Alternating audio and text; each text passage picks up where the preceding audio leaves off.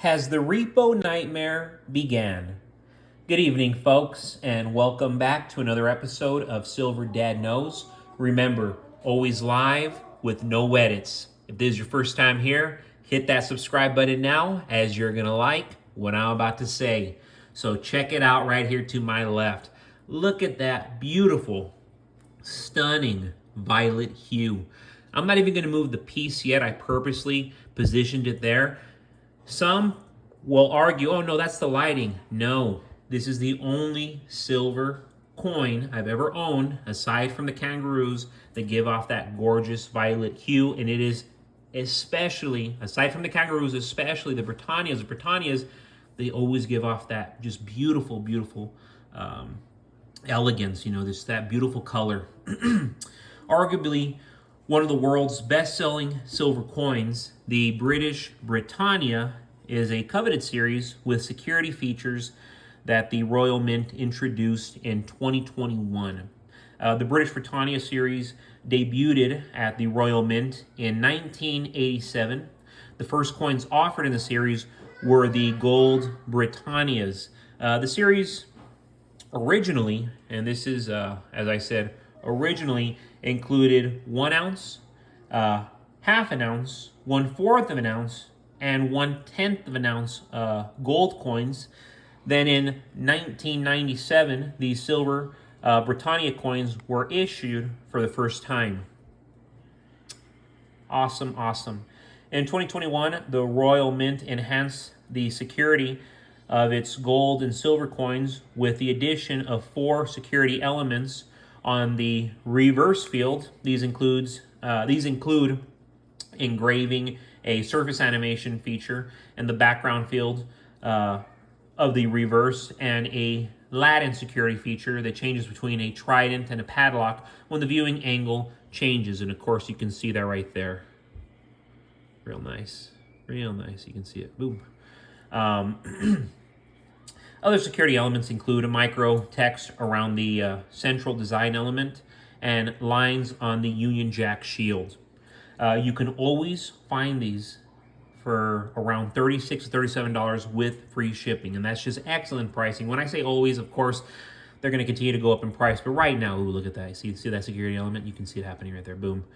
As of right now, I mean, that's just a bargain, and to get them that low and to get just such excellent silver, I really, really argue sometimes that the Britannias are just, I mean, the Libertads, the American Eagles, the Britannias, the Maple Leafs, but the Britannias, they're just so special to me, especially because aside from being gorgeous, they're no-brainers.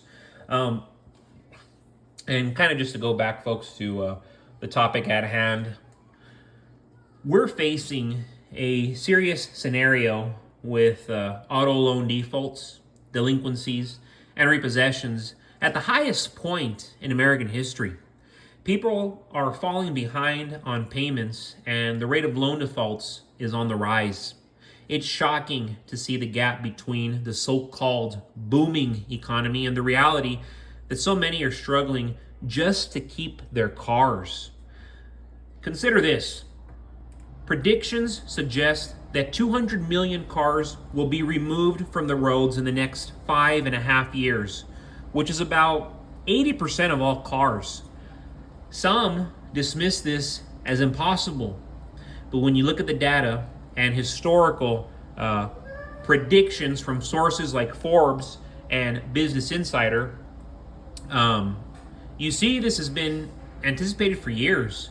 For instance, in 2017, they projected a massive decline in private car ownership, with only 20% of Americans owning cars in 15 years.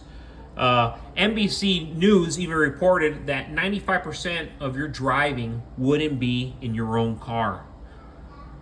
So what's driving this shift?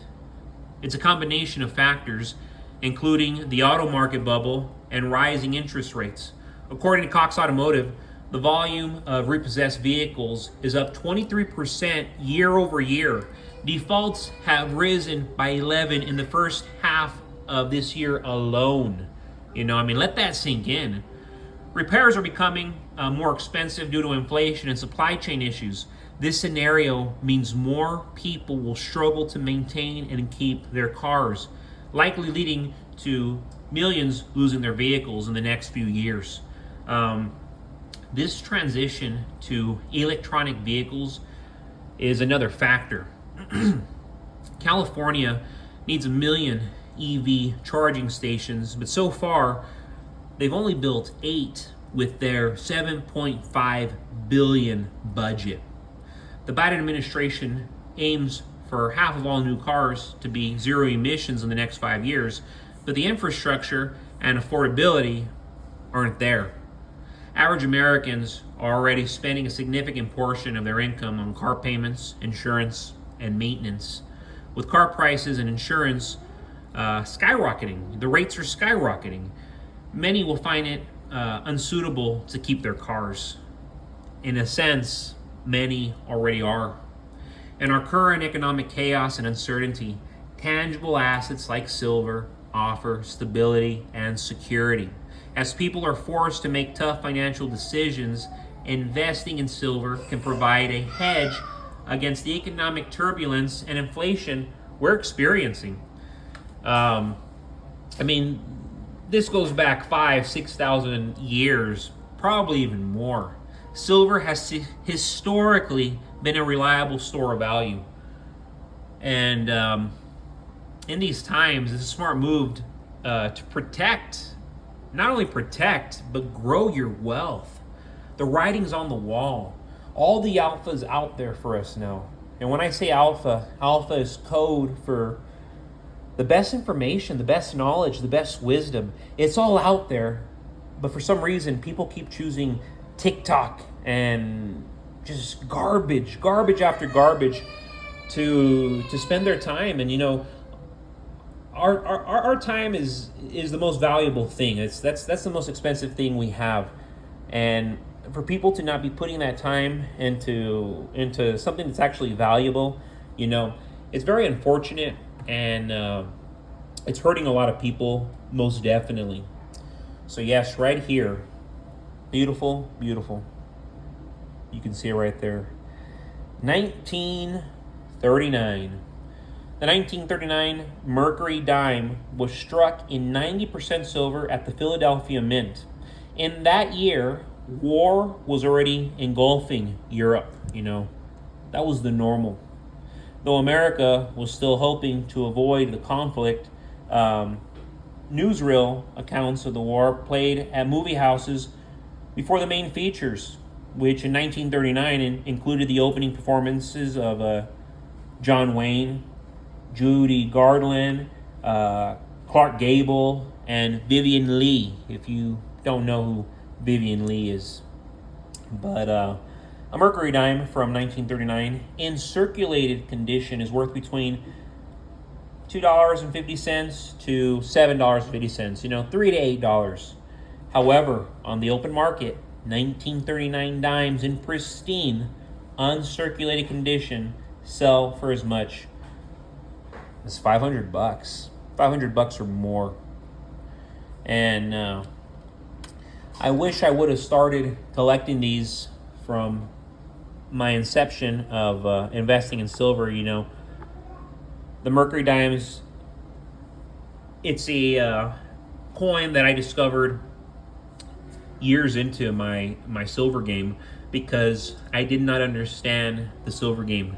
Now that I understand the silver game, Mercury dimes, Walking Liberties, Franklin half dollars, 1971 to 1974, Dwight D. Eisen half dollars, the 1964 Kennedy half dollars, which are 90%. That was the last year they were doing 90%. That's why if you get 90% silver dimes with Roosevelt's, those are always worth some money. But right here, you're looking at just two excellent coins that you should always have in your collection in bulk at any given time. You don't just want to have one or two Britannias, you want to have 20. And you don't just want to have one or two Mercury dimes, you want to have 100. I was talking to my buddy earlier. He's also a author, and he's about to publish his next book. We did a collaboration together, He has like 600 Mercury dimes. Doesn't plan on selling any of them. I can only imagine how much money he is holding right there if he needed it. But as always, folks, thank you so much for joining us for another evening. This was Silver Dad Knows. God bless you. God bless your household. And God bless America.